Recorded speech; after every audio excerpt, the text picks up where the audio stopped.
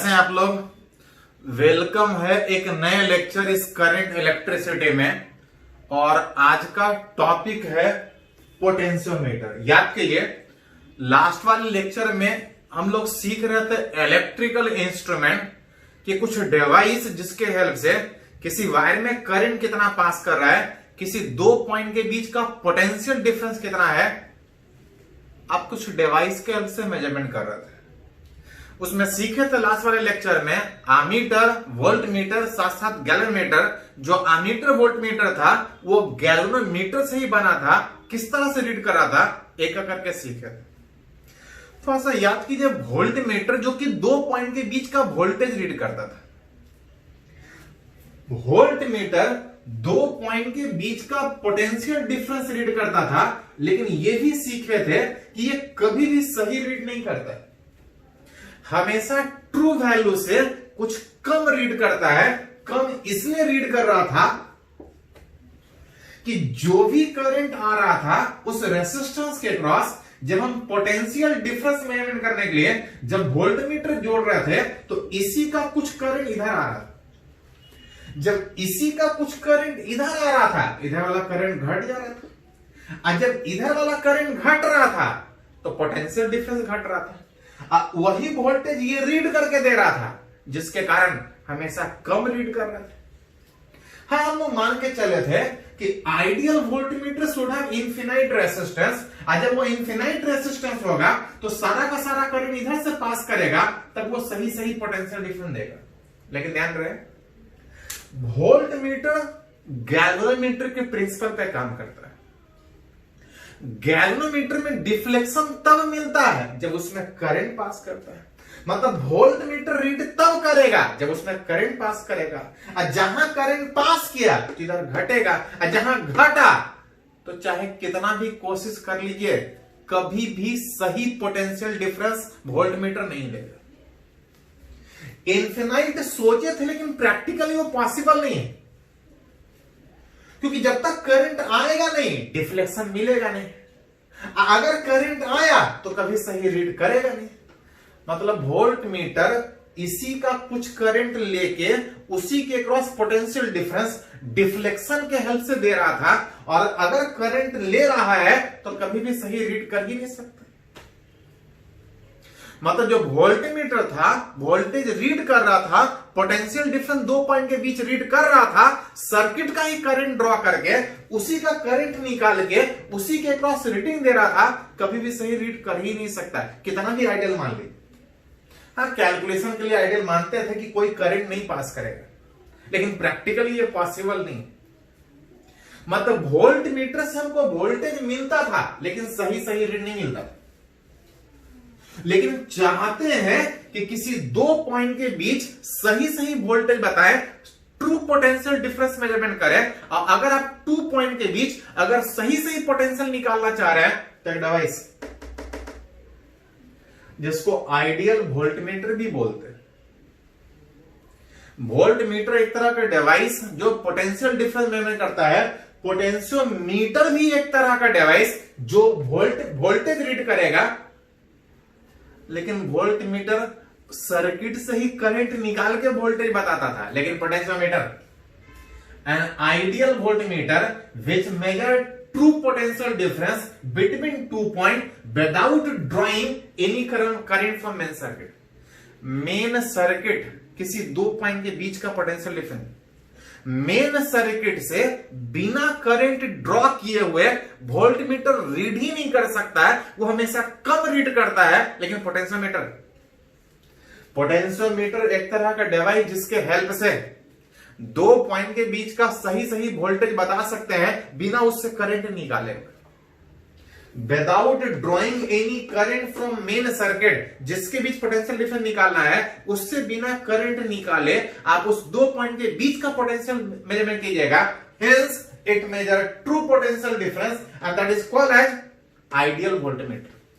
Potentiometer को ideal voltmeter भी बोलते हैं। कैसे मेजरमेंट होगा, किस तरह से काम करेगा, उसके बारे में बात करेंगे। एक्चुअली पोटेंशियोमीटर में एक वायर एक नहीं बहुत सारा टर्म में एक वुडन प्लेटफॉर्म पे लपेटा हुआ रहता है। एक ही वायर, लगातार एक ही वायर एक वुडन प्लेटफॉर्म पे लपेटा हुआ रहता है। बहुत सारा टर्म इस तरह से किया रहता है जिसको हम डायग्राम में इतना दिखाने के बजाय डायग्राम में सिंपल उसको एक वायर से दिखा रहे हैं।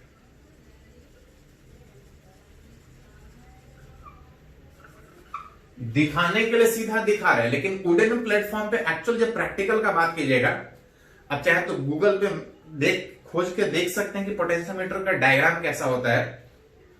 एक वुडन प्लेटफॉर्म पे जो वायर सीधा दिखा रहे हैं वो एक term in number of term, जिसको हम सिंपल एक वायर से दिखा रहे हैं। पोटेंशियोमीटर में एक लॉन्ग वायर है, कुछ ना कुछ तो रेसिस्टेंस हो गई। एक लॉन्ग वायर जिसका कुछ रेसिस्टेंस होगा, इसको एक बैटरी से कनेक्ट करके रखते हैं। एक बैटरी जिसका कुछ ईएमएफ होगा और साथ में एक वेरिएबल रेसिस्टेंस,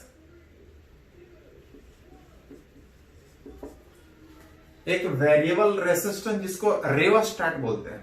एक्चुअली रेओस्टैट भी एक वायर ही होता है, एक सिलेंडर के ऊपर लपेटा हुआ, जिसको जरूरत पड़ने पे आप चाहें तो एक कनेक्शन यहां पे, जरूरत पड़े तो कनेक्शन दूर कर सकते हैं, जरूरत पड़े तो कनेक्शन नजदीक कर सकते हैं।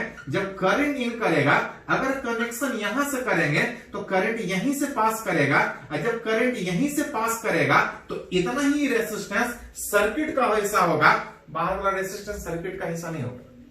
जब कनेक्शन यहां के बजाय कनेक्शन यहां करेंगे तो पूरे वायर से करंट पास करेगा, ज्यादा रेसिस्टेंस सर्किट का हिस्सा होगा। जरूरत पड़ने पर रेसिस्टेंस घटा सकते हैं, जरूरत पड़ने पर रेसिस्टेंस बढ़ा सकते हैं। एक वेरिएबल रेसिस्टेंस जिसको रेओस्टैट बोलते हैं, जरूरत पड़े तो कनेक्शन आगे पीछे कहीं भी कर सकते हैं। कनेक्शन यहां रखेंगे, एक वेरिएबल रेसिस्टेंस। सर्किट ये था, अगर कनेक्शन यहां रखेंगे तो करंट इधर से पास करेगा, ये रेसिस्टेंस सर्किट का हिस्सा नहीं होगा।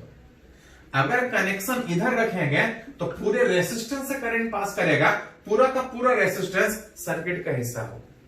मतलब जरूरत पड़ने पे कनेक्शन इधर करेंगे तो रेसिस्टेंस घटेगा, कनेक्शन इधर करेंगे तो सर्किट में ज्यादा रेसिस्टेंस होगा। मतलब एक वेरिएबल रेसिस्टेंस, जरूरत पड़ने पर रेसिस्टेंस बढ़ा भी सकते हैं, घटा भी सकते हैं, and that device is called a rheostat.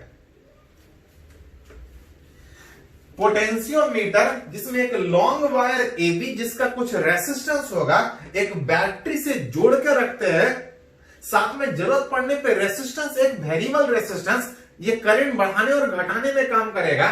लगातार जब बैटरी कनेक्ट करके रखेंगे तो एक करंट पास कर रहा हो।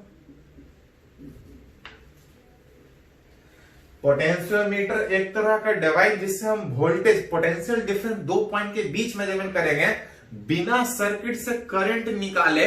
इसके लिए अपना एक अलग करंट डेवलप करके पहले से रखते हैं। ये पहले से डेवलप करके रखते हैं जिसके हेल्प से हम दो पॉइंट के बीच का वोल्टेज निकालेंगे। वर्किंग प्रिंसिपल में बात करें, it consist of a long wire AB, long wire which are connected through a driving cell। एक बैटरी जो हमेशा इसको करंट देता रहेगा, जिसके हेल्प से हम वोल्टेज मेजरमेंट करने का बात करें। हाँ, जरूरत पड़ने पे रेसिस्टेंस बढ़ा घटा सकते हैं, करंट बढ़ा घटा सकते हैं। The terminal across which potential difference have to be measured. इसके हेल्प से हम मेजरमेंट करेंगे आज सर्किट के जिस दो पॉइंट के बीच का हमको वोल्टेज चाहिए। मान लेते हैं कोई दो पॉइंट P और Q जिसके बीच का हमको वोल्टेज निकालना है, दो पॉइंट के बीच का पोटेंशियल डिफरेंस निकालना है। The terminal across which potential difference have to be measured, जिस दो पॉइंट के बीच हमको पोटेंशियल निकालना है, उसका एक एंड इस वन वाले एंड पे जोड़ के रखते हैं, उस वायर AB के वन वाला एंड एक जगह पे यहां पे रखते हैं। Connected between point A and बीच में एक आध पॉइंट सी, पोटेंशियोमीटर ये हो गया जिसमें एक वायर, लॉन्ग वायर और एक बैटरी जो इसको लगातार करंट दे रहा होगा और जरूरत पड़ने पर रेसिस्टेंस बढ़ा घटा के सर्किट में करंट हम चेंज कर सकते हैं। पोटेंशियोमीटर ये है और जिस दो पॉइंट के बीच का हमको वोल्टेज निकालना है उसका एक एंड इस ए वाले से कनेक्ट होगा और दूसरा वाला एंड इस वायर ए बी पे दूसरे जगह पे एक गैल्वेनोमीटर से कनेक्टेड रहेगा और साथ साथ एक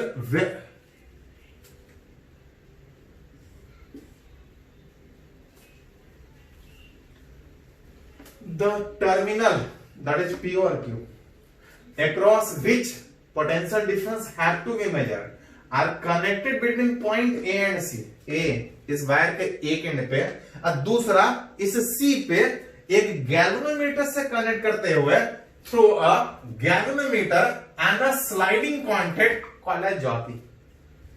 एक मेटालिक रॉड, याद कीजिए हम लोग बात किए थे कि जो वायर है वो सीधा नहीं, नंबर ऑफ टर्न, इस दो पॉइंट जिसके बीच का वोल्टेज निकालना, एक एंड इस ए से कनेक्ट है और दूसरा एंड एक गैल्वेनोमीटर से कनेक्ट करके इस वायर के ऊपर एक स्लाइडिंग कॉन्टैक्ट जिसको जॉकी भी बोलते हैं, सिंपल इस तरह से एक मेटल का एक डिवाइस होता है कि जरूरत पड़ने पे इस वायर को इस स्लाइडिंग कॉन्टैक्ट जिसको जॉकी भी बोलते हैं, इस स्लाइडिंग कॉन्टैक्ट को यहां भी जोड़ सकते हैं यहां पे भी, जरूरत पड़ने पे आगे पीछे एडजस्ट करें। अब कहीं बीच में सी पॉइंट पे जोड़ने का कोशिश करेंगे इस स्लाइडिंग कॉन्टैक्ट जिसको जॉकी बोल रहे थे, ये वायर का कुछ रेसिस्टेंस, मतलब ये पोटेंशियोमीटर जिसके बीच का पोटेंशियल डिफरेंस निकालना है उसका एक एंड ए पे दूसरा एंड सी पे कनेक्ट करेंगे, सी पे सीधा नहीं कनेक्ट करेंगे, रास्ते में गैल्वेनोमीटर एक स्लाइडिंग कॉन्टैक्ट के थ्रू टच करेंगे और जरूरत पड़ने पे आगे पीछे कहीं भी टच कर सकते हैं। द स्लाइडिंग कॉन्टैक्ट जो जॉकी था उस वायर के ऊपर आगे पीछे कहीं भी टच कर सकते हैं। The sliding contact is put on wire at C, उस वायर पे सी पे कहीं रखेंगे, put on wire C such that there is no deflection in galvanometer. आगे पीछे करते हुए इस जॉकी को, उस स्लाइडिंग कॉन्टैक्ट को इस वायर के ऊपर ऐसा रखेंगे कि इस गैल्वेनोमीटर में कोई करंट नहीं पास कर रहा होगा, मतलब आगे पीछे ढूंढ के एक ऐसा पॉइंट पे टच करने का कोशिश करेंगे कि इस गैल्वेनोमीटर से कोई करंट नहीं पास करे। There is no deflection in galvanometer. No deflection in galvanometer का मतलब होगा उस कंडीशन को बोलते हैं नल डिफ्लेक्शन कंडीशन, कि जिस दो पॉइंट के बीच का वोल्टेज निकालना है, एक पॉइंट ए पे दूसरा पॉइंट सी पे कहीं टच करने का कोशिश करेंगे, रास्ते में गैल्वेनोमीटर के थ्रू साथ में एक स्लाइडिंग कॉन्टैक्ट ऐसे जगह पे कनेक्ट करेंगे कि इससे कोई करंट ना पास करे। गैल्वेनोमीटर जो करंट रीड करता है ऐसे जगह पे कनेक्ट करेंगे कि गैल्वेनोमीटर में डिफ्लेक्शन जीरो हो, that condition is called as null deflection condition. ऐसा ढूंढ रहे हैं कि इसमें करंट नहीं पास कर रहा है, इसका मतलब यह हुआ कि इससे भी करंट नहीं पास करेगा, क्योंकि याद कीजिए पढ़े हैं कि करंट तभी पास करेगा जब लूप क्लोज होगा, जाने का एक रास्ता हो और आने का एक रास्ता हो। अगर इस रास्ते से करंट नहीं आ रहा है तो इस रास्ते से भी नहीं जाएगा, क्योंकि करंट तभी पास करेगा जब वो क्लोज लूप के फॉर्म में, मतलब आसपास ऐसा हम कॉन्टैक्ट किया है कि इसमें करंट नहीं पास कर रहा है, इसमें करंट नहीं पास करने का मतलब इसमें भी नहीं पास कर रहा है, इसमें नहीं पास, इसमें और इसमें नहीं पास करने का मतलब कि इधर वाला करंट इधर ही रह गया, उधर वाला करंट उधर ही रह गया। मतलब ना हम जिस दो पॉइंट के बीच का वोल्टेज निकालना है उससे ना करंट ले रहे हैं ना उसको करंट दे रहे हैं, ना करंट निकाल रहे हैं ना दे रहे हैं। मतलब अगर इस दो पॉइंट के बीच का अगर वोल्टेज निकालने का हम कोशिश करें तो वो सही पॉसिबल हो पाएगा। ना हम करंट निकाल रहे हैं ना दे रहे, ना वोल्टेज घटेगा ना बढ़ेगा। और उस प्रोसेस में अगर इस दो पॉइंट के बीच का वोल्टेज निकालते हैं तब वो सही रीड करेगा, and that is called as ideal voltmeter. Without drawing any current from circuit हम दो पॉइंट के बीच का वोल्टेज निकालने का कोशिश कर रहे हैं। उसके लिए अपना एक अलग करंट रीड कर रहे हैं, अलग करंट ले रहे हैं। इसके हेल्प से हम वोल्टेज इस पॉइंट के बीच निकालें, जहां पे इसमें नहीं पास करने का मतलब इधर में नहीं पास करेगा। और इस क्लोज लूप में बात कीजिएगा तो पढ़े हैं कि किसी भी क्लोज लूप में पोटेंशियल डिफरेंस का सम 0 होता है, algebraic sum of potential difference. इसमें करंट नहीं पास करा मतलब इसमें वोल्टेज नहीं होगा। और इसमें वोल्टेज नहीं होने का मतलब जितना वोल्टेज उस P और Q के बीच होगा, जितना वोल्टेज उस P और Q के बीच होगा उतना ही वोल्टेज इस A और C के बीच होगा, तभी तो इस क्लोज लूप में 0 होगा। या दूसरे तरीके से करंट नहीं पास कर रहा मतलब वोल्टेज नहीं, वोल्टेज नहीं। वोल्टेज नहीं का मतलब जो यहां का वोल्टेज होगा वही यहां का वोल्टेज होगा, जो यहां का वोल्टेज होगा वही यहां का वोल्टेज होगा। मतलब हम पॉइंट ऐसा ढूंढने हैं कि इसमें करंट नहीं पास कर रहा है, इसमें नहीं करंट पास करने का मतलब जितना पोटेंशियल डिफरेंस इसके अक्रॉस उतना ही इस A और C के अक्रॉस, जिसमें हमको यही P और Q के बीच का वोल्टेज चाहिए। हमको वही चाहिए कि इस P और Q के बीच का वोल्टेज कितना है। हमको चाहिए इस P और Q के बीच का चाहिए। अगर हम इस A और C के बीच का वोल्टेज निकाल ले तो जो A और C के बीच का वोल्टेज होगा वही P और Q के बीच होगा जो मेरे को चाहिए। और इसका वोल्टेज निकालने के लिए करते क्या है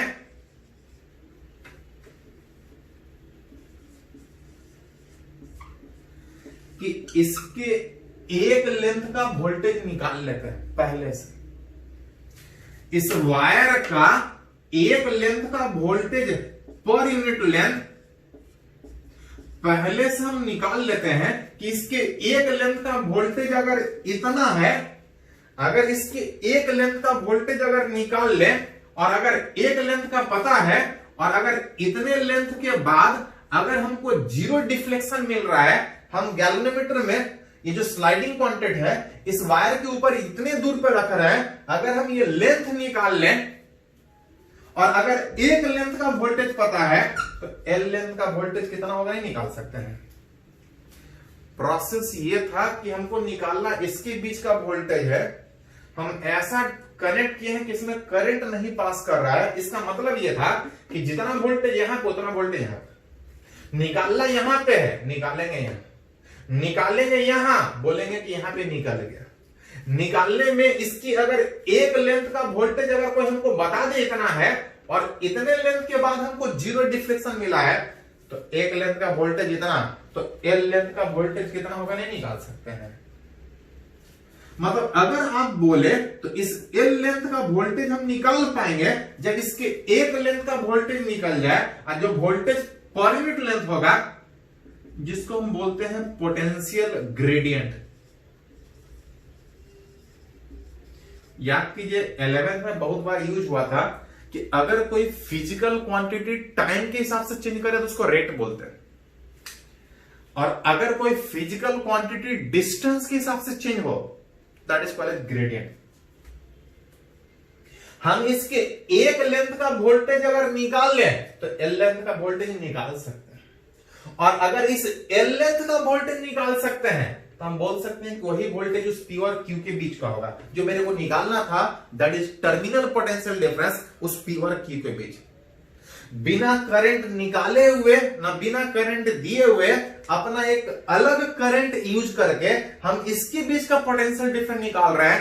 हम बोल रहे हैं कि वही इसके बीच का पोटेंशियल डिफरेंस होगा। बिना करंट निकाले या दिए हुए वोल्टेज निकाल रहे हैं, hence measure true potential difference, that is ideal voltmeter and that device is called as potentiometer। तब निकाल पाएंगे जब मेरा एक लेंथ का वोल्टेज पता हो। तो कितना दूर के बाद 0 डिफ्लेक्शन हुआ है वो अगर निकल जाए तो वोल्टेज निकल जाएगा। मतलब मिला जुला के वोल्टेज निकालने के लिए पहले हमको ये निकालना पड़ेगा वोल्टेज पर यूनिट लेंथ, जिसको बोलते हैं पोटेंशियल ग्रेडियंट। बहुत बार तो एग्जाम में खाली यही पूछता है कि ऐसा सर्किट दे देगा बोलेगा उसका पोटेंशियल ग्रेडियंट कितना है, क्योंकि पोटेंशियल ग्रेडियंट निकालने आता है तब वोल्टेज निकालने आएगा। पहले इसको थोड़ा सा नोट कीजिए, तो थोड़ा सीखते हैं कि इस वायर AB का पोटेंशियल ग्रेडियंट कैसे निकलेगा। पहले इसको थोड़ा सा नोट कीजिए।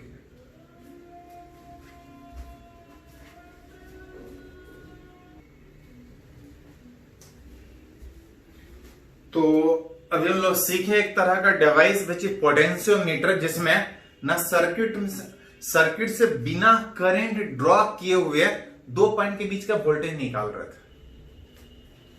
सर्किट से करंट नहीं निकाल रहे थे, अपना एक अलग करंट यूज कर रहे थे बैटरी जोड़ के। इसी करंट के हेल्प से इस दो पॉइंट के बीच जो वोल्टेज डेवलप हो रहा था, अगर इसके एक लेंथ का वोल्टेज अगर पता चल जाए तो कितने लेंथ में हमको जीरो डिफ्लेक्शन मिल रहा था, उसके हेल्प से हम वोल्टेज निकाल रहे थे। मतलब मिला जुला कि ये बात उठ रहा था कि अगर इस वायर AB का अगर पोटेंशियल ग्रेडियंट निकाल लें, पोटेंशियल पर यूनिट लेंथ अगर निकाल लें, तो जिस दो पॉइंट के बीच का वोल्टेज निकालना हम निकाल सकते हैं। वही कैलकुलेशन हम लोग करना चाह रहे हैं। बहुत बार तो सीधा सीधा खाली यही पूछता है, पोटेंशियल ग्रेडियंट निकाल के दिखाएं।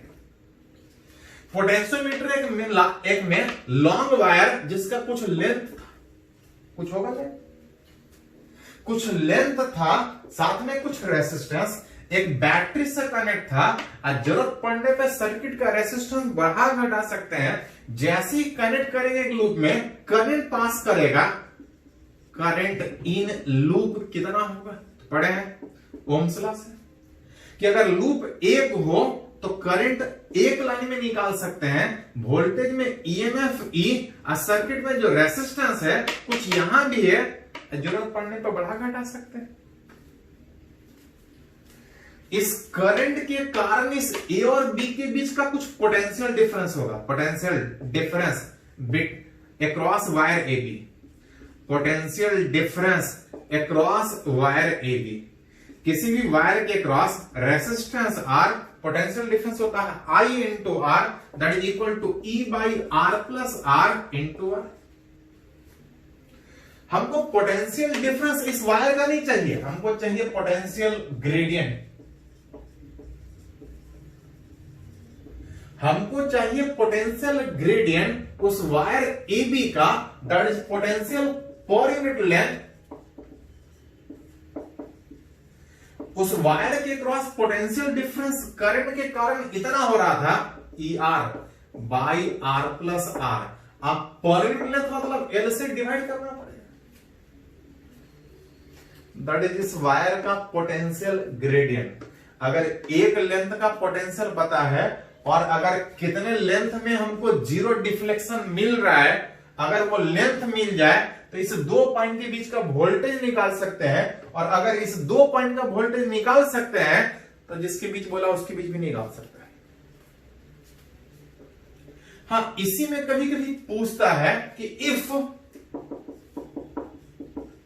R बराबर 0, R बराबर 0 का मतलब जो यहां रेसिस्टेंस बढ़ा घटा सकते हैं, अगर इसका वैल्यू 0 हो जाए, अगर इसका वैल्यू 0 हो जाए तो आप देख सकते हैं कि जो पोटेंशियल ग्रेडियंट होगा ER by R plus 0 into L, जिसमें RR वाला फैक्टर हट जाएगा E बाई L, जो कि सीधा भी आपको समझ में आ सकता था कि अगर ये नहीं है तो जो भी वोल्टेज होगा वो इसके क्रॉस होगा, और जो भी वोल्टेज है अगर इसके क्रॉस है तो उसके एक लेंथ का वोल्टेज कितना, तो E बाई L। जहां पे एक और पॉइंट आप ध्यान में रख सकते हैं कि इसके हेल्प से हम रीड कर रहे थे वोल्टेज। रीड तब कर पा रहे थे जब P और Q का वोल्टेज और इस A और C का वोल्टेज बराबर था। मतलब जिस दो पॉइंट के बीच का हम वोल्टेज निकालना चाह रहे हैं, हम निकाल तब पाएंगे जब उतना ही वोल्टेज यहां पे हो। मतलब आप बोल सकते हैं कि मैक्सिमम जो हम वोल्टेज रीड कर सकते हैं उस दो पॉइंट के बीच, वो इस वायर के क्रॉस वोल्टेज होगा। मैक्सिमम इस P और Q के क्रॉस जो हम रीड कर सकते हैं वो पोटेंशियल डिफरेंस इस ए और बी के क्रॉस होगा, क्योंकि जितना वोल्टेज यहां पे उतना ही ऊपर था, तभी लूप में करंट नहीं पास कर रहा था, और तभी हम रीड कर पाएंगे। मतलब मैक्सिमम जो वोल्टेज हम पोटेंशियोमीटर से रीड कर सकते हैं वो इस वायर ए बी के बराबर होगा, और इस वायर के अक्रॉस जो मैक्सिमम वोल्टेज होगा वो इस बैटरी के ईएमएफ के बराबर होगा। मतलब अगर इस बैटरी के ईएमएफ से अगर जिस 2 पॉइंट के बीच का वोल्टेज निकाल रहा है अगर उससे कम है तो हम रीड कर पाएंगे।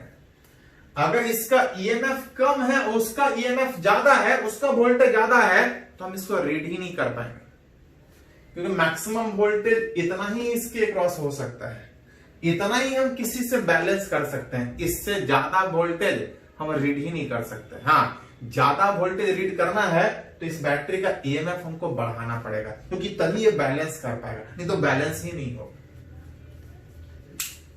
चलिए इसको कुछ नोट कीजिए। तो हम लोग सीखते हैं कि जो पोटेंशियोमीटर जो 2 पॉइंट के बीच का वोल्टेज बता रहा था उसको और पर्पस में कैसे यूज कर सकते हैं, पहले इसको नोट कीजिए।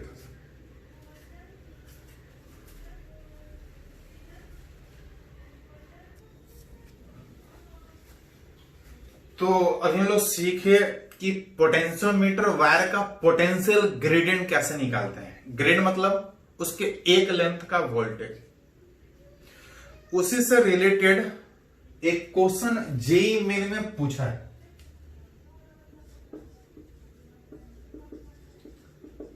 - 2019 में पूछा था।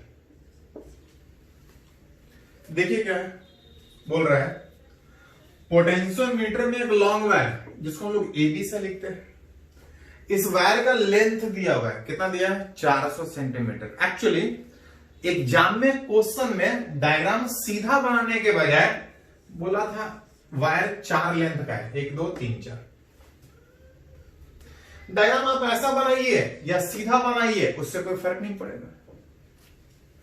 टोटल लेंथ उस वायर का जो 4 टर्न में था, हर का 100 centimetre, that is total length 400 centimetre. इस वायर का रेसिस्टेंस दिया था, रेसिस्टेंस 0.01 ओम पर सेंटीमीटर दिया। मतलब टोटल सीधा सीधा इस वायर का लेंथ रेसिस्टेंस देने के बजाय इसके 1 सेंटीमीटर का दिया है, तो टोटल रेसिस्टेंस कितना होगा उस वायर का? Total resistance of wire A B, तो उसके एक लेंथ का रेसिस्टेंस दिया है 0.01 ओम पर सेंटीमीटर। अब उस वायर का लेंथ कितना दिया है 400 सेंटीमीटर, तो टोटल कितना होगा? तो 400 से मल्टीप्लाई होगा, 400 से मल्टीप्लाई होगा तो कितना बचेगा? मतलब इस वायर का जो रेसिस्टेंस है वो 4 ओम है। सीधा ना देके कुछ इस तरह से दिया, बोल रहा है कि उस वायर को 2 ड्राइविंग सेल से जोड़ के रखें। 2 ड्राइविंग सेल का दोनों का ईएमएफ दिया है, दोनों का इंटरनल रेसिस्टेंस दिया है, साथ में एक रेओस्टेट, जरूरत पड़ने पर रेसिस्टेंस जो एडजस्ट हो सकता है उसका वैल्यू 1 ओम दिया है। अथवा से पूछ रहा है कि अगर एक वोल्ट मीटर अगर इस ए पॉइंट और दूसरा पॉइंट जो इस सी पे कहीं टच करते हैं स्लाइडिंग कॉन्टैक्ट के थ्रू, बोल रहा है कि अगर दूसरा लेंथ अगर 50 सेंटीमीटर पर रखें तो इसका वोल्ट मीटर का रीडिंग कितना होगा? रीडिंग ऑफ अगर वोल्ट मीटर बात कीजिएगा तो कितना होगा? जब तक नहीं कुछ बोला जाए वोल्ट मीटर आइडियल मान के चलते हैं। आइडियल का मतलब जितना वोल्टेज यहां पे वही इसका वोल्टेज, और इसके अगर एक लेंथ का वोल्टेज निकाल लें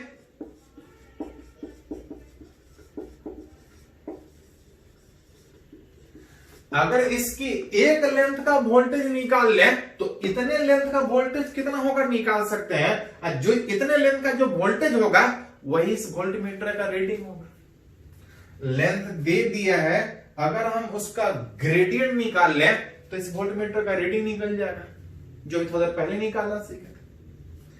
फॉर्मूला याद है तो ठीक है, नहीं तो फिर से आप डिराइव कर सकते हैं potential gradient. Potential gradient of wire AB का मतलब था वोल्टेज पर यूनिट लेंथ, उसका वोल्टेज का मतलब था I इंटू R। इस वायर में करंट पता चल जाए, रेसिस्टेंस पता है, वोल्टेज पर यूनिट लेंथ। जो लूप में करंट होगा which are E by loop का R इक्विवेलेंट। जहां से इस लूप में बात कीजिएगा तो दो बैटरी जिसका EMF 3 वोल्ट, R इक्विवेलेंट पूरे लूप का, तो इसका रेसिस्टेंस था 4, एक 5 और एक 6, उसका R इक्विवेलेंट 6 इंटू इस बार का रेसिस्टेंस था 4। ये हो गया करंट, ये हो गया उसका रेसिस्टेंस। अब पर यूनिट लेंथ में 4 मीटर, जहां से 4 cancel out, 3/6 that is equal to 0.5 volt per metre.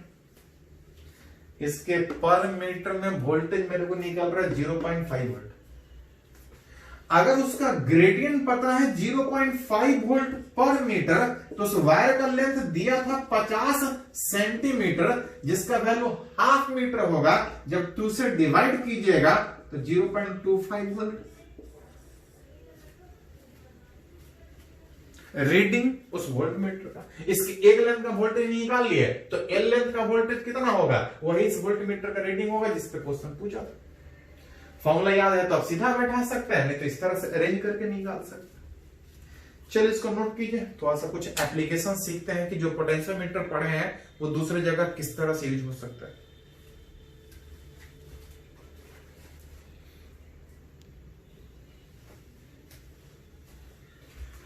तो अभी हम लोग सीखे कि पोटेंशियोमीटर होता क्या है और ये वोल्टेज कैसे रीड करता है। वोल्टेज कैसे रीड करता है वो तो सीखे, अब है कि इसका दूसरे जगह किस तरह से यूज हो सकता है। दैट इज एप्लीकेशन का बात, जहां पे सबसे पहला अगर एप्लीकेशन बात करें, to measure unknown EMF of battery. अगर कोई बैटरी दिया है, कोई सेल दिया है, उसका अगर इंटरनल रेसिस्टेंस उस बैटरी का ईएमएफ कितना है, आप चाहें तो पोटेंशियोमीटर से बिल्कुल सही बता सकते हैं। किसी बैटरी का ईएमएफ कितना है, आप चाहें तो पोटेंशियोमीटर के हेल्प से बिल्कुल सही रीड कर सकते हैं। कैसे रीड होगा देखिए थोड़ा सा। इसके लिए करते क्या है कि पहली बार एक ऐसा बैटरी लेते हैं जिसका ईएमएफ पता हो, उस पोटेंशियोमीटर के अक्रॉस कनेक्ट करके पहले जीरो डिफ्लेक्शन निकालने का कोशिश करते हैं। पहली बार एक बैटरी जिसका ईएमएफ पता है उससे जीरो डिफ्लेक्शन निकालने का कोशिश करते हैं, और दूसरी बार जिस बैटरी का ईएमएफ हमको निकालना है उससे हम लोग जीरो डिफ्लेक्शन निकालने का कोशिश करते हैं। Which is first calibrate potentiometer with a battery of known EMF. हम लोग एक ऐसा बैटरी लेते हैं जिसका ईएमएफ हमको पहले से पता, उसके हेल्प से पोटेंशियोमीटर को कैलिब्रेट करते हैं। कैलिब्रेट करने का मतलब हम लोग जीरो डिफ्लेक्शन निकालने का कोशिश करते हैं। पहले कंडीशन, पोटेंशियोमीटर जिसमें पढ़े हैं एक लॉन्ग वायर जिसको एक बैटरी लगातार करंट सप्लाई करता है, जरूरत पड़ेगा तो इसका रेसिस्टेंस चेंज कर सकते हैं, करंट चेंज होगा, वोल्टेज चेंज होगा, पोटेंशियल डिफरेंस पर यूनिट लेंथ चेंज होगा। पहली बार एक बैटरी जिसका ईएमएफ हमको पता हो उससे जीरो डिफ्लेक्शन ढूंढने का कोशिश करता है। जीरो डिफ्लेक्शन का मतलब इस स्लाइडिंग कॉन्टैक्ट को आगे पीछे इस वायर पे ऐसा रखेंगे कि इस गैल्वेनोमीटर में कोई करंट नहीं पास करेगा। गैल्वेनोमीटर में कोई करंट नहीं पास करने का मतलब इधर वाला करंट इधर ही रह गया, ऊपर वाला करंट ऊपर ही रह गया। और उस प्रोसेस में पढ़े हैं कि जितना वोल्टेज इस P और Q के क्रॉस होगा उतना ही वोल्टेज इस A और C के क्रॉस होगा। अगर एक बैटरी जिसका ईएमएफ हमको नोन है, साथ में कुछ इंटरनल रेसिस्टेंस होगा, जब जीरो डिफ्लेक्शन करेंगे मतलब इससे करंट नहीं पास करेगा, और जब इससे करंट नहीं पास किया तो पी और क्यू के बीच का जो वोल्टेज होगा, याद कीजिए किसी बैटरी के दो टर्मिनल का वोल्टेज कितना होता है, तो उसके ईएमएफ के बराबर जब यूज नहीं हो, जब यूज होता है तो वोल्टेज कम होता है। हम ऐसा जीरो डिफ्लेक्शन निकालने का कोशिश किए हैं कि इस बैटरी में करंट ही नहीं पास करे, और उस समय इस दो पॉइंट के बीच का जो पोटेंशियल डिफरेंस है, उस बैटरी का ईएमएफ जितना वोल्टेज इसका उतना वोल्टेज इसका, इसका वोल्टेज उसके ईएमएफ के बराबर, इधर का वोल्टेज में अगर इसके एक लेंथ का वोल्टेज पता हो, where rho is potential gradient of wire AB। अगर इस वायर के एक लेंथ का वोल्टेज पता हो तो कितने लेंथ के बाद हमको जीरो डिफ्लेक्शन मिला है, अगर ये लेंथ निकाल दें तो हमको इसका वोल्टेज निकल जाएगा, मतलब इसका वोल्टेज निकल जाएगा। पहली बार एक ऐसा बैटरी लेते हैं जिसका ईएमएफ पता हो, और उसको इस सेटअप से कैलिब्रेट करके जीरो डिफ्लेक्शन निकालने की कोशिश करते हैं। और दूसरी बार उसी सेटअप से with same setup, same setup मतलब बैटरी वही, रेसिस्टेंस वही, मतलब पोटेंशियल ग्रेडियंट वही, वही सेटअप से पहली बार नॉन बैटरी वाला ईएमएफ और दूसरी बार वैसा बैटरी से कनेक्ट करेंगे जिसका ईएमएफ हमको निकालना है, अननोन। बैटरी है कुछ इंटरनल रेसिस्टेंस होगा, गैल्वेनोमीटर के थ्रू स्लाइडिंग कांटेक्ट को ऐसा कांटेक्ट टच करेंगे कि इसमें कोई करंट नहीं पास करे। इसमें करंट नहीं पास करने का मतलब हुआ कि जितना वोल्टेज पोटेंशियल डिफरेंस उस P और Q के बीच होगा, उतना ही पोटेंशियल डिफरेंस A और C के बीच होगा। करंट नहीं पास कर रहा है मतलब इस बैटरी का जो ईएमएफ होगा वही इस दो पॉइंट के बीच का पोटेंशियल डिफरेंस, यही मेरे को चाहिए। और अगर L2 लेंथ के बाद जीरो डिफ्लेक्शन मिला है तो एक लेंथ का वोल्टेज अगर रो तो L2 लेंथ का कितना होगा, तो रो L2। पहली बार नॉन बैटरी से और दूसरी बार अननोन बैटरी से। पहली बार नॉन बैटरी का ईएमएफ निकलेगा, दूसरी बार अननोन बैटरी का ईएमएफ निकलेगा। अगर दोनों को डिवाइड कर दें फ्रॉम 1 डिवाइड बाय 2 तो आप देख सकते हैं E known by E unknown में रो वाला फैक्टर अगर सेम सेटअप था तो रो वाला फैक्टर हट जाएगा, बच जाएगा L1 बाय 2। एक नॉन बैटरी था, कितने लेंथ में बैलेंस हुआ, अगर वो L1 निकल जाए तो उसी सेटअप से एक बार अननोन बैटरी से निकालने का कोशिश करेंगे। अननोन बैटरी से कितने लेंथ में, अगर ये लेंथ पता है कि पहली बार कितने लेंथ में हमको जीरो डिफ्लेक्शन मिला और दूसरे केस में कितने डिस्टेंस में जीरो डिफ्लेक्शन मिला, बस अगर ये लेंथ पता चल जाए तो उस अननोन बैटरी का ईएमएफ कितना होगा निकाल सकते हैं, अगर नॉन का ईएमएफ पता है। बाकी सेटअप में बहुत कुछ जानने का जरूरत नहीं, बहुत कुछ बैटरी होगा, बहुत कुछ रेसिस्टेंस होगा, कुछ जानने का जरूरत नहीं है। बस इतना जानने का जरूरत है कि पहली बार जब नॉन बैटरी की तो कितने लेंथ में जीरो डिफ्लेक्शन हुआ, और दूसरी बार जब अननोन बैटरी से जोड़े तो कितने लेंथ में डिफ्लेक्शन जीरो हुआ। बस वो L1 लेंथ L2 लेंथ पता हो, एक बैटरी का ईएमएफ पता हो तो दूसरे बैटरी का ईएमएफ कितना है, इसके हेल्प से बहुत आसानी से निकाल सकते। सीधा सीधा इस फॉर्मूला पे क्वेश्चन पूछता है एग्जाम, इसमें ज्यादा कुछ है ही नहीं। सीधा दे देगा कि अगर पहला वाला अगर 50 सेंटीमीटर दूसरा वाला 60 सेंटीमीटर तो बताइए कि उस अननोन ईएमएफ का वैल्यू कितना, जो कि रिजल्ट ध्यान में है तो आसानी से निकाल सकते हैं। हाँ, +2 में पोटेंशियोमीटर से हमेशा क्वेश्चन पूछता है व्हाट इज पोटेंशियोमीटर, उसका एप्लीकेशन ही कभी कभी 2 मार्क्स का पूछ लेता है कि अननोन बैटरी के ईएमएफ कैसे निकलेगा। एक और इसका एप्लीकेशन है to measure internal resistance of a battery.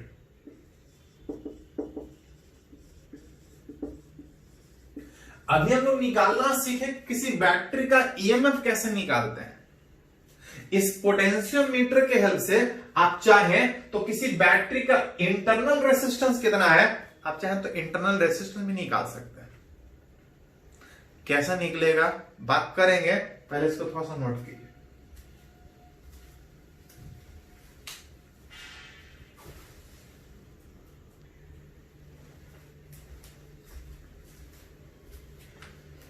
तो एक और हम लोग एप्लीकेशन सीख रहे हैं पोटेंशियोमीटर का।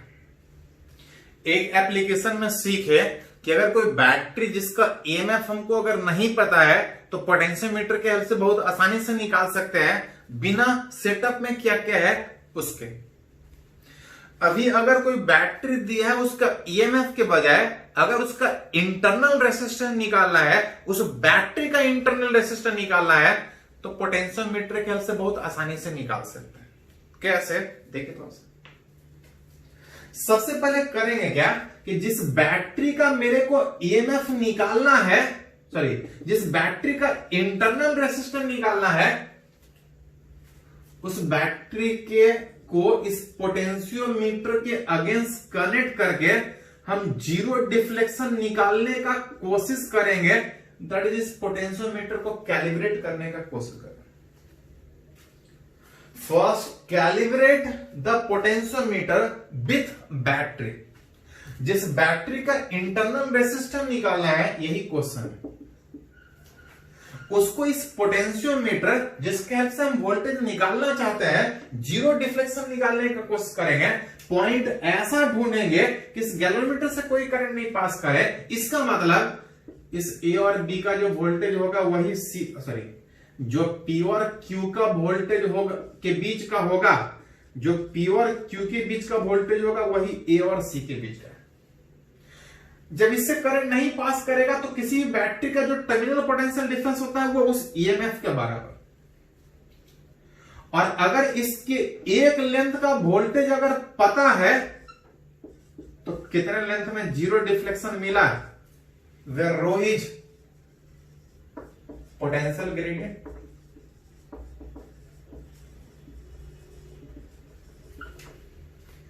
अगर इसके एक लेंथ का वोल्टेज पता है तो L1 लेंथ के बाद अगर जीरो डिफ्लेक्शन मिला है तो इसका वोल्टेज निकाल सकते हैं, और जो इसका वोल्टेज होगा वही इसका वोल्टेज होगा। बैटरी यूज नहीं हो रहा है वो ईएमएफ के बराबर होगा। लेकिन हमको ईएमएफ नहीं निकालना है, हमको इस बैटरी का इंटरनल रेसिस्टेंस निकालना है। First calibrate the potentiometer battery. उस बैटरी को कैलिब्रेट करेंगे, जीरो डिफ्लेक्शन निकालने का कोशिश करेंगे एक पहली बार, and then again with same battery.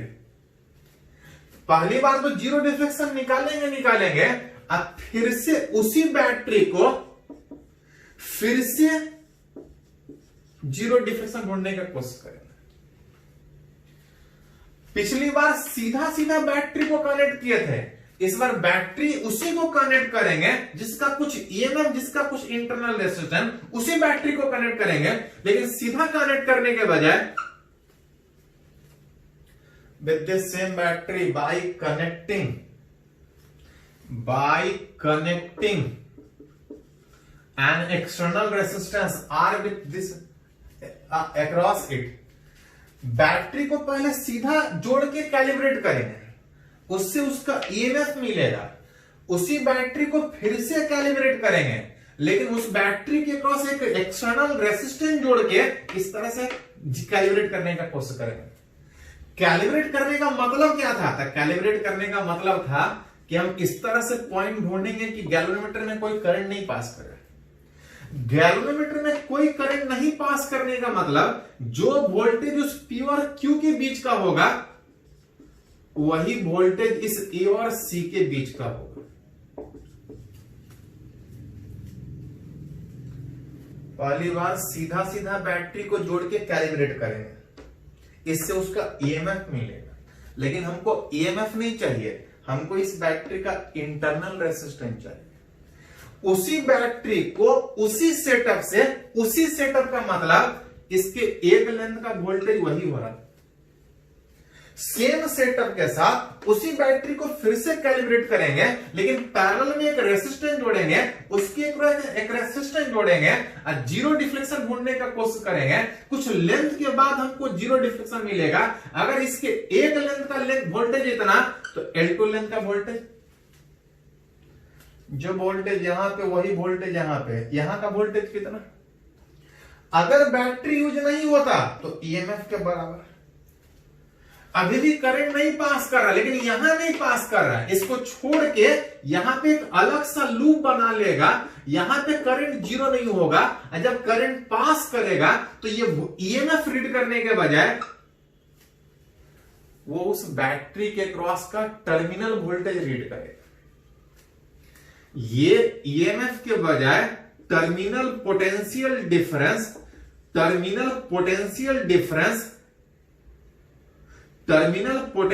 Difference across battery.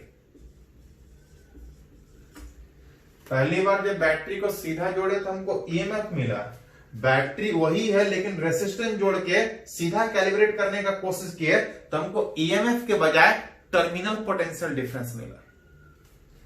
लेकिन हमको टर्मिनल पोटेंशियल डिफरेंस नहीं मिल चाहिए, हमको चाहिए इस बैटरी का इंटरनल रेसिस्टेंस। याद कीजिए, थोड़ा सा पढ़े हैं कि अगर किसी बैटरी का ईएमएफ पता हो, किसी रेसिस्टेंस के क्रॉस जोड़ने के बाद अगर टर्मिनल ईएमएफ पता हो, टर्मिनल पोटेंशियल डिफरेंस पता हो, तो एक रिलेशन पढ़े थे, याद कीजिए थोड़ा सा, R बराबर E by V minus 1 into याद कीजिए थोड़ा सा पढ़े थे, relation between EMF, terminal voltage and internal resistance. कि अगर कोई बैटरी उसका ईएमएफ पता हो, अगर किसी रेसिस्टेंस के क्रॉस कनेक्ट करने के बाद अगर उसके इंड का टर्मिनल वोल्टेज पता हो, तो उस बैटरी का इंटरनल रेसिस्टेंस कितना होगा, इस फॉर्मूला से निकाल सकते हैं। पढ़े थे रिलेशन पहली बार जब इस बैटरी को सीधा कनेक्ट किया तो हमको ईएमएफ मिला। ईएमएफ कितना मिला, रो इंटू L1।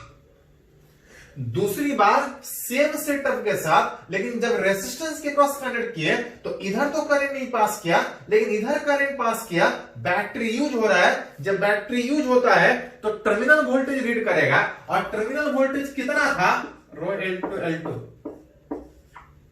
यहां से R बराबर L1 बार L2 माइनस 1 इंटू R। इस पे सीधा सीधा आपका क्वेश्चन पूछता है, दे देगा कि अगर पहली बार बैटरी को कैलिब्रेट के L1 लेंथ के बाद जीरो डिफ्लेक्शन मिला, उसी बैटरी के क्रॉस एक रेसिस्टेंस जोड़ के फिर से जीरो डिफ्लेक्शन ढूंढे, अगर L2 लेंथ के बाद मिला तो उस बैटरी का इंटरनल रेसिस्टेंस कितना, internal resistance L1 by L2 minus 1 into R is जो रेसिस्टेंस उस बैटरी के पैरेलल में जोड़े थे। तो इस पे बेस्ट सीधा सीधा फॉर्मूला बेसिस पे क्वेश्चन रहता है। हाँ, +2 में डेरिवेशन पूछता है, इस तरह से प्रॉपर लिख कर ड्राइव करना पड़ेगा। इसको पहले नोट कीजिए थोड़ा सा।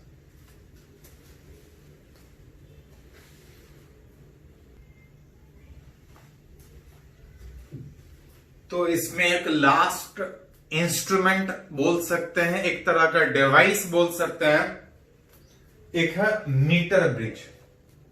याद कीजिए, हम लोग सीखे थे कि बैलेंस बेटस्टोन ब्रिज का कंडीशन में आप चाहें तो बाकी 3 रेसिस्टेंस पता हो तो चौथे रेसिस्टेंस का वैल्यू कितना है बैलेंस कंडीशन में निकाल सकते हैं। वहां पे 3 रेसिस्टेंस पता था तब चौथे में निकाल सकते थे। इस मीटर ब्रिज के हेल्प से एक तरह का device which use to measure resistance of a wire, किसी वायर का रेसिस्टेंस आप बता सकते हैं, उस अननोन रेसिस्टेंस का वैल्यू बता सकते हैं अगर सिंपली खाली एक रेसिस्टेंस पता, उसमें 3 पता था तब चौथा हम बता पाते थे। इसमें अगर एक नोन है तो दूसरे अननोन रेसिस्टेंस का वैल्यू, किसी वायर के रेसिस्टेंस का वैल्यू, किसी कंडक्टर का रेसिस्टेंस का वैल्यू कितना होगा आप चाहे तो निकाल सकते हैं। बस एक पता होना चाहिए, दूसरा निकाल सकते हैं। प्रोसेस वही है बैलेंस बेटस्टोन ब्रिज वाला, which meter bridge is based on the principle of balance Betterstone bridge। वहां पे 4 था, यहां पे 2 ही रखते हैं, 2 ही रख के एक वायर एक्स्ट्रा यूज करते हैं। इसमें एक लॉन्ग वायर जिसे पोटेंशियोमीटर में था, एक लॉन्ग वायर साथ में एक रेसिस्टेंस कुछ इस तरह से कनेक्ट रहेगा। जैसी बैटरी जोड़ेंगे इस बैटरी के कारण करंट पास करेगा। इधर तो पास करेगा ही करेगा, बीच में गैल्वेनोमीटर के साथ एक स्लाइडिंग पॉइंटेड जो जरूरत पड़ने पे आगे पीछे कहीं भी कनेक्ट कर सकते हैं, इस वायर पे ऐसे जगह पे कनेक्ट करेंगे कि इस गैल्वेनोमीटर में करंट नहीं पास करे। विच द स्लाइडिंग पॉइंटेड जे जो इस पॉइंट से कनेक्टेड था, आगे पीछे करता हुआ इस तरह से एडजस्ट करेंगे is tacked on wire AB at C such that there is no deflection in galvanometer। आगे पीछे करके ऐसा कनेक्ट करेंगे कि इसमें करंट नहीं पास करेगा। जैसे करंट नहीं पास करेगा मतलब ये बैलेंस वेटस्टोन ब्रिज की तरह से दिखेगा कि एक रेसिस्टेंस यहां, एक रेसिस्टेंस यहां एक रेसिस्टेंस के बजाय एक वायर यूज करता है।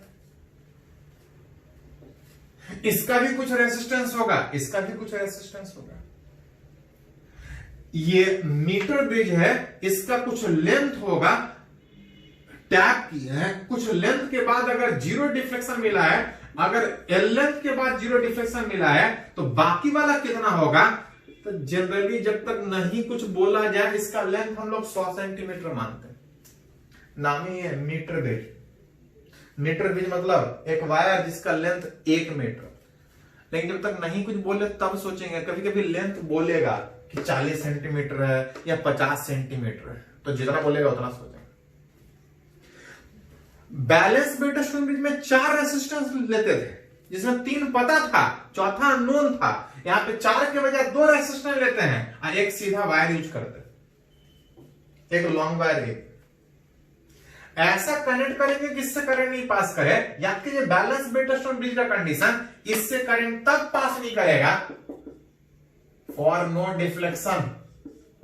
उससे करंट तब नहीं पास करेगा जब दिस बाय दिस रेसिस्टेंस का वैल्यू बराबर हो इस AC वाला वायर और इस CV वाला वायर का रेसिस्टेंस।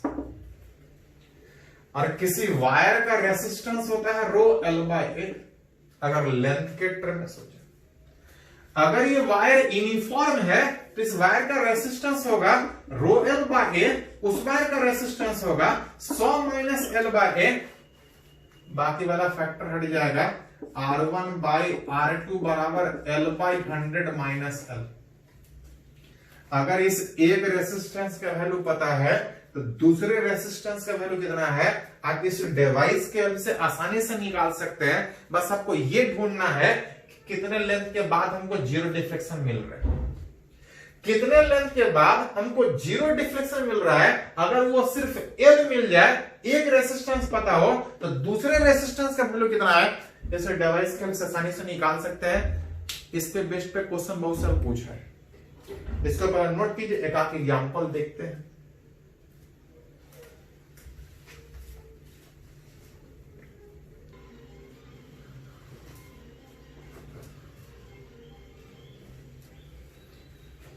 तो अभी सीखे मीटर ब्रिज, जिसके हेल्प से किसी वायर का रेसिस्टेंस कितना है आप निकाल सकते हैं। वेटस्टोन ब्रिज में भी निकाल सकते थे, लेकिन उसमें 3 नोन था, चौथा अननोन था। यहां पे सिर्फ एक ही अननोन है और दूसरा नोन है, 2 ही चाहिए।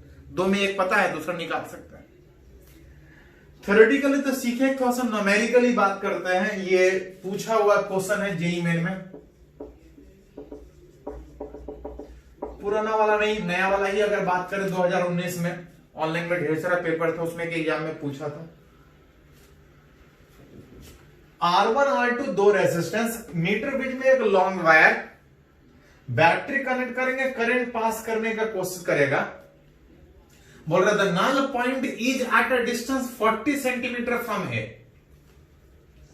पहला कंडीशन में जब R1 R2 था तो A से जो नल डिफ्लेक्शन है, जिस समय इस गैल्वेनोमीटर से करंट 0 पास कर रहा है, पहले केस में 40 सेंटीमीटर पढ़े हैं कि as in Wheatstone metre bridge में R1 बाई R2 बराबर आ रहा था L बाई 100 माइनस। जब तक नहीं कुछ बोला जाए, इस मीटर ब्रिज का लेंथ है 100 सेंटीमीटर। पहले केस में बोल रहा है ए वाले से 40 सेंटीमीटर दूर जाके जीरो डिफ्लेक्शन हुआ। 100 centimetre minus 40 centimetre, 40/16 that is 2/3। ये दिया हुआ। अब बोल रहा है कि if a 10 ohm resistance is connected in series with R1 अकेला था तो R1/R2 इतना था। अब बोल रहा है कि R1 में एक रेसिस्टेंस अगर जोड़ दे सीरीज में, जब R1 में एक रेसिस्टेंस जोड़ेंगे सीरीज में जोड़ेंगे तो वो R1 नहीं, R1 + 10 होगा। R2 के बारे में कुछ नहीं बोला है, बोला है कि if a 10 ohm resistance is connected in series with R1 the null point is shift by 10 centimetre.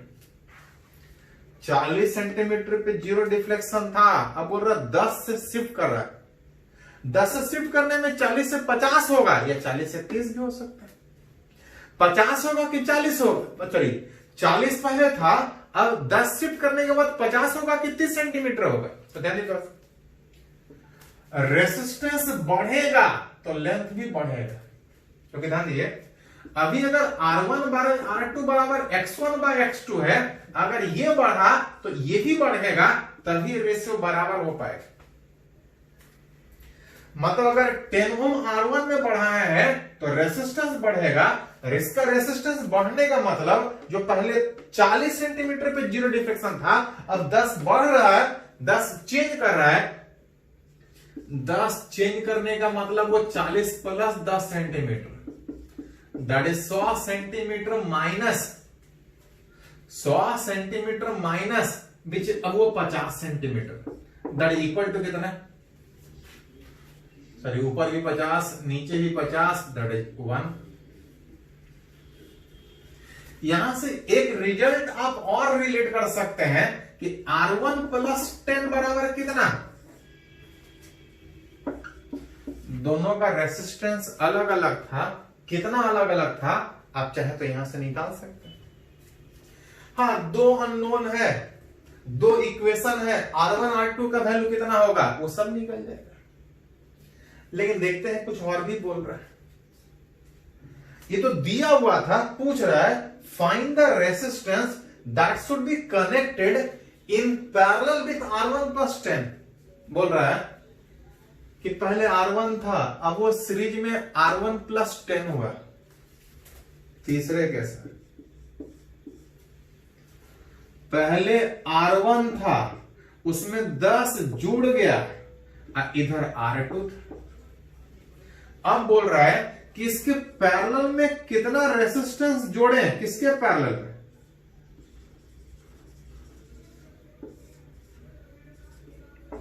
बोल रहा है इस R1 + 10 के पैरेलल में find the resistance that should be connected in parallel with R1 + 10। इस R1 + 10 के parallel में कितने रेसिस्टेंस जोड़े कि the null point shift back to its initial position. Back to its initial position का मतलब कि जो फाइनल जीरो डिफ्लेक्शन मिलना चाहिए वो कहां में मिलना चाहिए, 40 सेंटीमीटर। वापस पहले 40 था, फिर 10 शिफ्ट किया, फिर बोल रहा है वापस उसी जगह पे शिफ्ट करना चाहिए। फाइनल कंडीशन में बात कीजिएगा तो R1/R2 में इस बार आ जाएगा, ये दोनों सीरीज में R1 + 10, इसके साथ पैरेलल में इंटू R/R1 + R2। बोल रहा है इतना होने के बाद जब R2 के साथ बैलेंस होगा is equal to 40 centimetre that is 100 - 40 centimetre. इस 2 इक्वेशन से आप चाहें तो R1 R2 सोल्व कर सकते हैं। और जब R1 R2 निकल जाएगा तो यहां पे एक ही अननोन दिख रहा है R, कि कितना रेसिस्टेंस जोड़े कि घुमा फिरा के वापस वहीं पे आ जाना चाहिए।